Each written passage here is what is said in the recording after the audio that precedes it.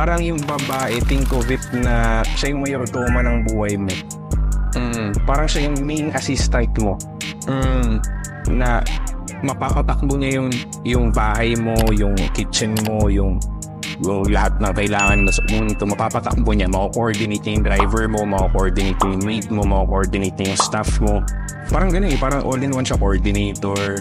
Yan, basically kung ano ipagawa mo dun sa partner mo, willing siyang gawin yun kasi tinatrust ka naman yun.